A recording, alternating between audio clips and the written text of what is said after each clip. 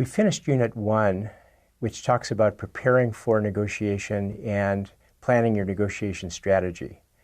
And now we're ready to move on to the actual negotiation itself and to look at some key tactics for success during the negotiation.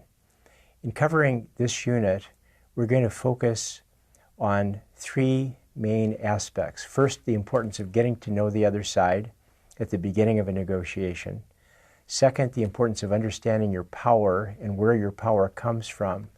And then finally, and this is where we're going to spend most of our time, what negotiation tools, what psychological tools can you use for successful negotiation? And by the same token, what are the psychological traps that the other side might use and that you want to avoid? So let's start with getting to know the other side.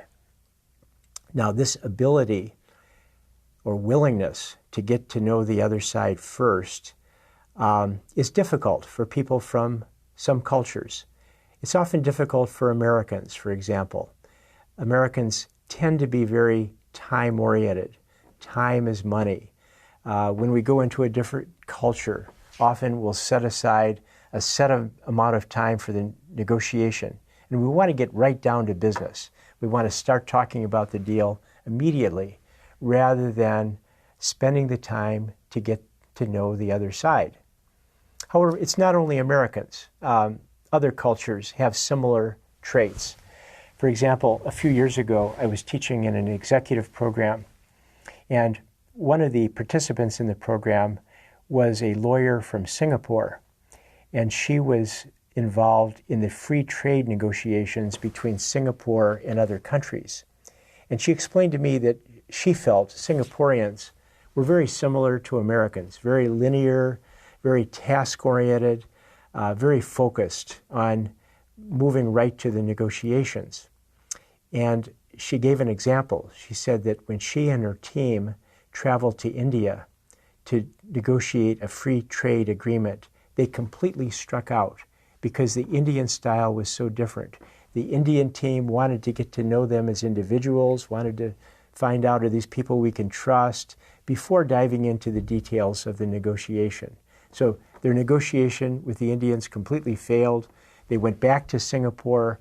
They underwent cross-cultural negotiation training conducted by the former ambassador from Singapore to India, and then they returned and were successful. So it's not only the United States, it's other cultures as well that sometimes have difficulty with this notion of getting to know the other side. I had a little bit of personal experience with this. I was Associate Dean of the Michigan Business School and in charge of executive education. And I wanted to set up an executive center for Michigan in Paris. I learned that a new business school was being built near the Grand Arch in Paris, out in the La Défense area.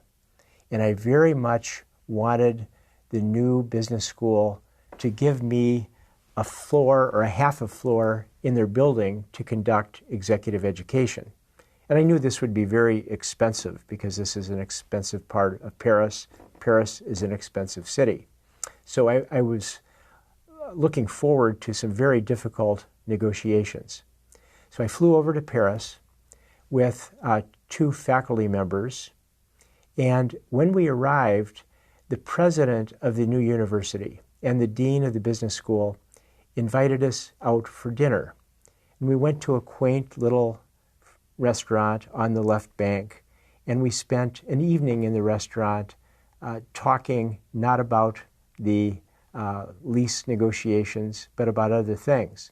And as it turned out, the president of the university had done his doctoral dissertation on an obscure English poet and mystic by the name of William Blake.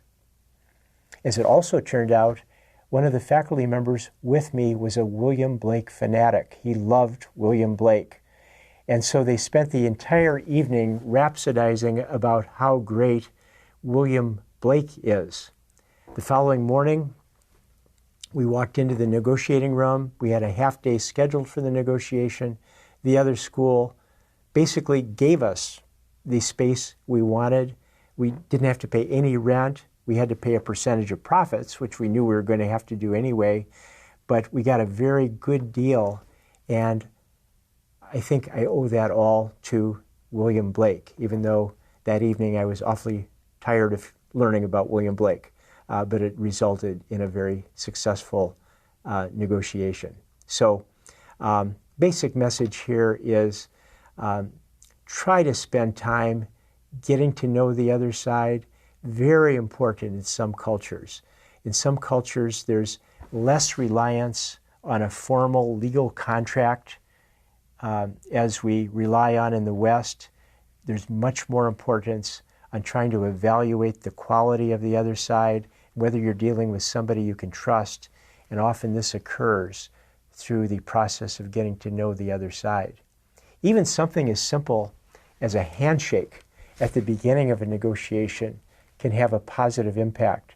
There was some recent research conducted by professors at Harvard and Chicago, which concluded that when people started the negotiation with a handshake, at least in the West, maybe not in all countries, that the results of the negotiation were more positive and that there was more cooperation between the two sides.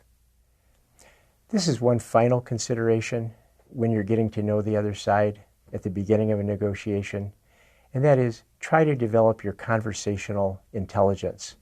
This is some advice from an article in the Wall Street Journal.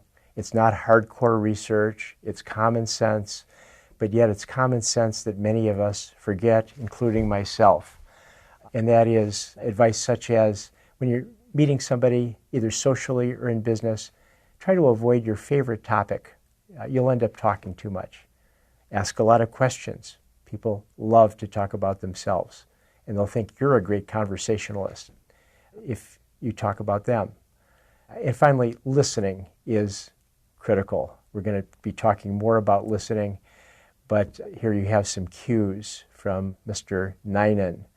Say things such as, so you think that, so what you're saying is, a conversation can go on indefinitely, as he points out.